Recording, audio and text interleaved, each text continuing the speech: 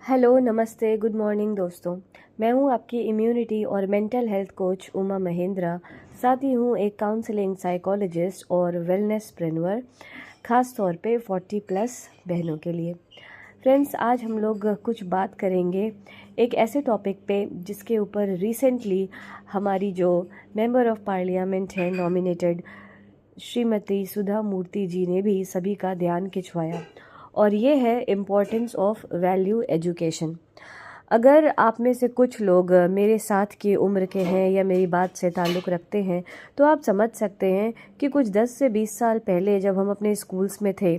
तो हमारी moral science की क्लास कंपलसरी होती थी, और उस मॉरल साइंस की क्लास में हमें मॉरल एजुकेशन, सोशल एजुकेशन और वैल्यू एजुकेशन के बारे में न कि सिर्फ सुनाया जाता था, सिखाया जाता था, पढ़ाया जाता था, बल्कि वो पेपर हमारे रेगुलर टर्म्स के पेपर में कंपलसरी होता था, और उसमें अच्छे खासे more than passing marks A grade लाना भी ज़रूरी होता था अगर आप अगले क्लास में प्रमोट होना चाहते हैं। ये एक कोशिश थी कि तमाम टेक्निकल और सब्जेक्टिव एजुकेशन के साथ बच्चों का मॉरल एजुकेशन जो है वो हम मोटिवेट कर सके, उनको इन्फ्लुएंस कर सके कि नैतिक मूल्यों के आधार पे हमें किस तरह से एक अच्छा मनुष्य बनना है।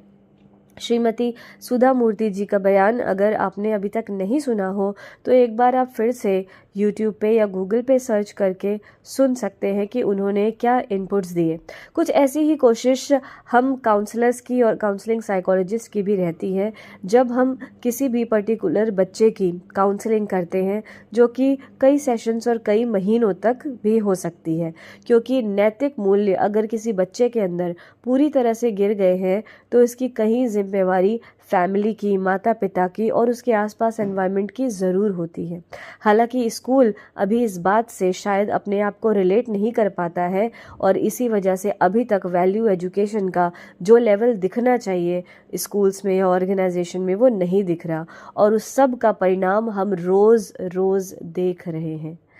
दोस्तों, चाहे हम कितनी भी ज़्यादा महंगी फ़ीस देके कितने भी इंटरनेशनली एक्रेडिटेड स्कूल या ऑर्गेनाइजेशन में अपने बच्चों को डाल दें, वो यूथ बन जाए, एडोलेसेंट से निकल जाए या एडल्ट बन जाए, अगर उस ऑर्गेनाइजेशन में मॉरल एजुकेशन के ऊपर, वैल्यू एजुकेशन के ऊपर फोकस नहीं है और बीच बीच में रहते हुए ऐसे सेशंस, कॉन्सर्ट्स या फिर ग्रुप थेरेपी के थ्रू ग्रुप काउंसलिंग नहीं की जा रही है, तो इसका सीधा असर हमारी जो यंग जनरेशन है, जिसको हम जेन ज़ी भी कहते हैं, उनके ऊपर दिखाई दे रहा है।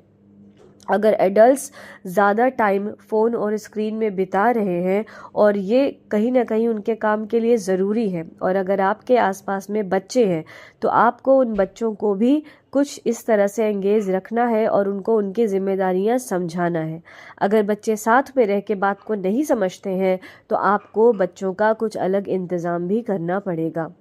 इसी बात को अपनी सपोर्ट करने के लिए मैं कुछ पीछे और जाना चाहूँगी। वेदों के टाइम पे, शास्त्रों के टाइम पे जब लिखे गए थे, या फिर हम सभी ने रामायण भी देखी है और महाभारत भी देखी है, पांडवों की पढ़ाई और एजुकेशन के बारे में भी हमने देखा, श्री कृष्ण की भी एजुकेशन कैसी हुई और श्री राम की भी एजुकेशन कैसी हुई। अगर हम थोड़ा सा ध्यान वहाँ पर जाएंगे पिछले वक्त में, तो हम देखेंगे कि हमारे ये जो भी पूर्वज या हमारे नायक रहे, जिस वक्त भारत एक सोने की चिड़िया था, उस वक्त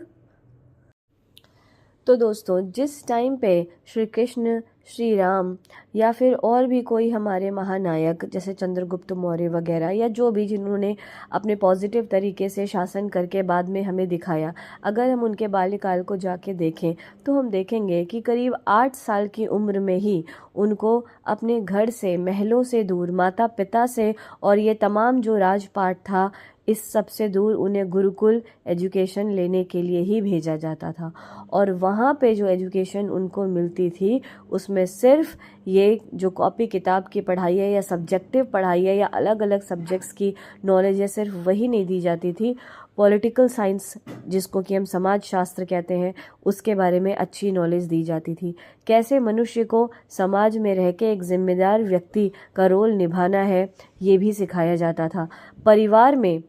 नैतिक मूल्यों को कैसे ग्रहण करते हुए हमें एक अच्छा इंसान बनना है, परिवार की जिम्मेदारी, बड़ों का सम्मान कैसे करना है, ये सारी बातें एक डेडिकेटेड तरीके से आश्रम के सिस्टम में उनको सिखाई जाती थी। मात्र 8 साल की उम्र में ही बच्चों को, खास करके जो बालक हैं यानी कि हमारे भाई ब्रदर्स हैं, जो बच्चे हैं, बॉयज़ हैं, उनको ऐसे आश्रम के सिस्टम में भेजा जाता था, जिसकी बहुत बड़ी वजह थी। जी हाँ, मैं बिल्कुल समझती हूँ कि आज के दौर में ट्रेंड चल रहा है, हम इक्वालिटी की बात करते हैं, लेकिन डिफरेंस ऑफ एनर्जी दोनों ही जेंडर्स में होता है और उसकी यूनिवर्सल वजह है। कुछ रोल्स हैं जो स्पेसिफिक हैं कि वो सूट करते हैं, या नेचुरली एक नेचुरल टेंडेंसी है कि मेल कुछ रोल्स को अच्छे तरीके से कर पाते हैं और फीमेल्स कुछ रोल्स को अच्छे तरीके से कर पाती हैं। इसके पीछे ये भी एक वजह है कि बहुत सारे जन्मों के और बहुत सारे वर्षों की प्रैक्टिस से ये काम हुआ है। जैसे कि हम अपने ही देश का अगर उदाहरण ले लें, तो हमारे देश में पालना करने का काम अगर एक माँ का काम देखें तो बच्चों को संभालने का काम ज़्यादातर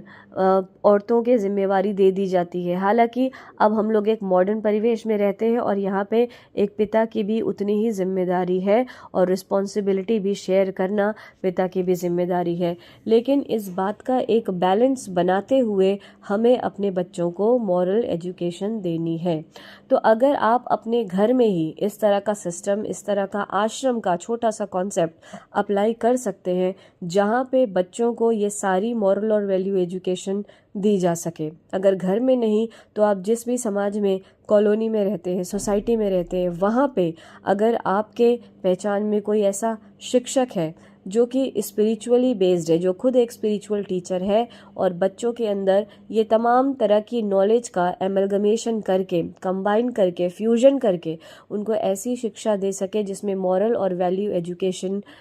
टॉप प्रायोरिटी हो, जहाँ पे बच्चों का कैरेक्टर डेवलपमेंट हो। और क्या करना है ये तो हम बहुत सुनते हैं, लेकिन क्या नहीं करना है और जो नहीं करना है उसकी जगह वापस हमें क्या करना है, इन बातों को गहराई से समझाया जा सके ताकि बच्चों को कन्फ्यूजन ना हो। आज के परिवेश में हम लोग देख रहे हैं कि बच्चे खुद देखते हैं, चाहे तो अपने घर में खुद माता पिता को कुछ गलत करते, या फिर बाहर में सोसाइटी में, रोड पे, ड्राइवर्स बस में जाते हैं, अलग अलग तरह के स्टाफ होते हैं, स्कूल में जाते हैं बच्चे, एक एक सेक्शन की स्ट्रेंथ कितनी होती है, 5 से 7 सेक्शन होते हैं हर एक स्कूल में, तो बच्चे कितने सारे लोगों को देखते हैं और वो कंफ्यूज होते हैं कि हम किसको फॉलो करें। और ऐसे में अगर उन्हें वैल्यू एजुकेशन का हफ्ते में एक भी क्लास अगर नहीं मिल रहा है तो उनके ये डाउट्स ही रह जाते हैं और फिर ये उनकी पर्सनैलिटी को डिस्टॉर्ट करते हैं।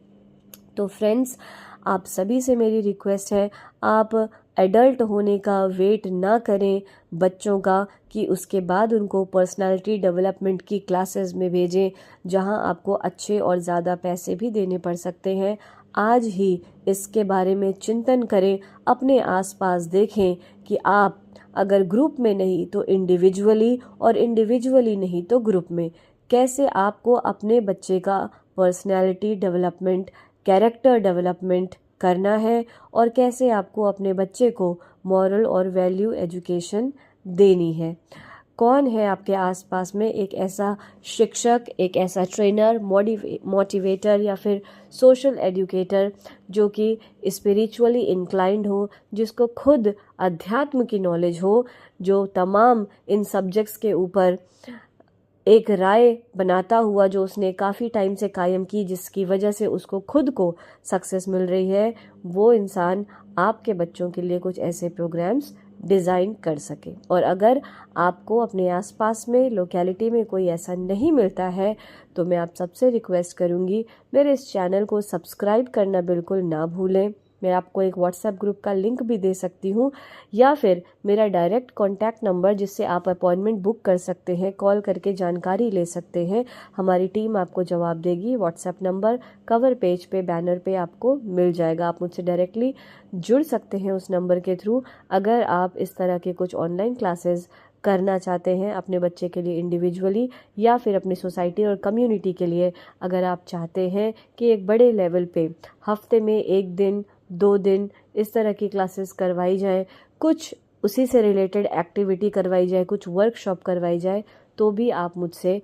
कांटेक्ट कर सकते हैं। इसका अरेंजमेंट आप अपने ही कम्युनिटी हाउस में, क्लब हाउस में भी कर सकते हैं। और प्रोजेक्टर के थ्रू मैं कनेक्ट होकर वीडियो कॉन्फ्रेंसिंग में बच्चों को पढ़ाऊंगी, सिखाऊंगी, एक्टिविटीज़ करवाऊंगी, वर्कशॉप भी करवाऊंगी। तो आप